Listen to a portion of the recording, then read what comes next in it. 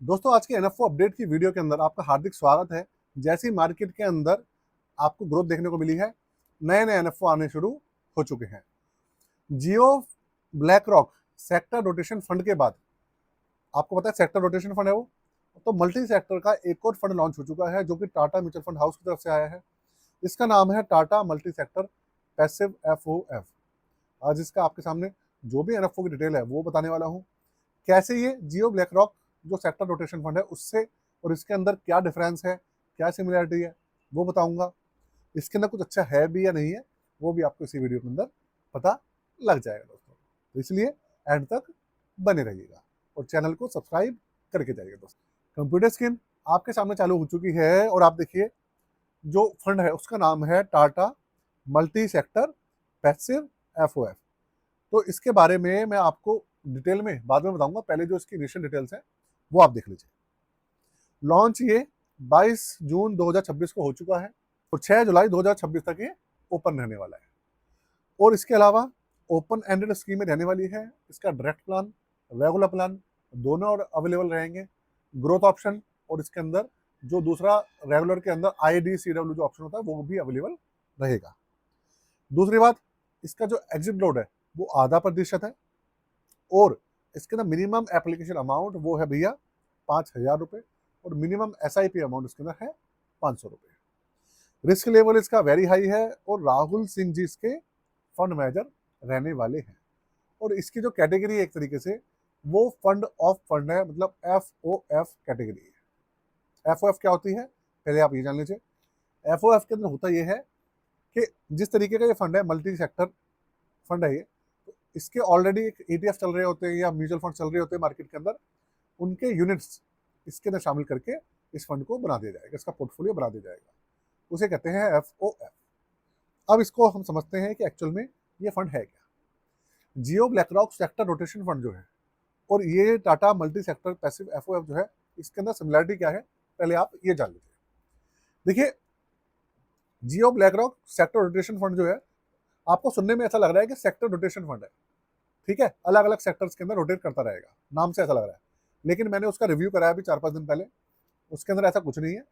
वो अलग अलग सेक्टर रोटेट नहीं कर रहे हैं, वो मल्टीपल सेक्टर्स के अंदर एलोकेशन रख रहे हैं।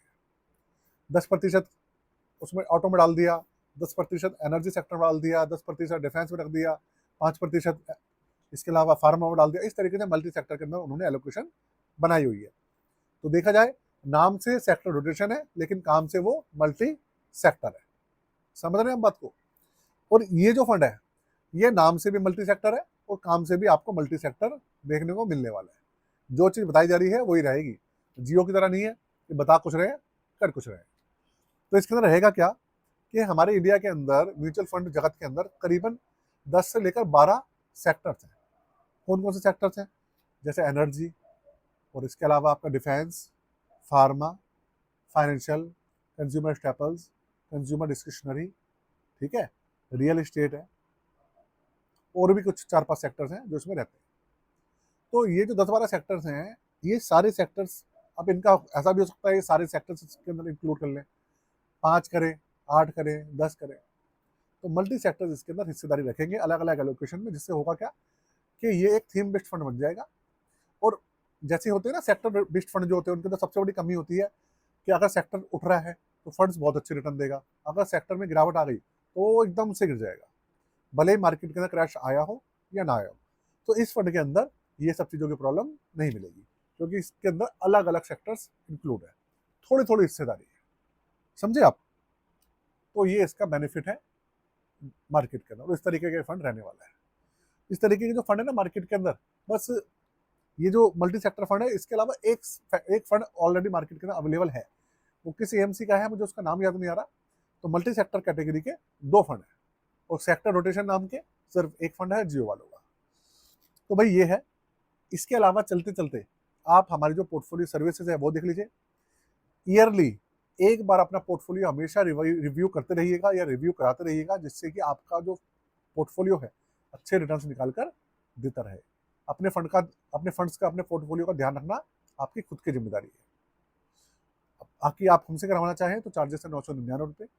आप पोर्टफोलियो रिव्यू कराना चाहें, रिबैलेंस कराना चाहें या पोर्टफोलियो बनवाना चाहें, स्टॉक पोर्टफोलियो म्यूचुअल फंड का हो, सब यहाँ पर मेंशन है, आप चेक कर सकते हैं।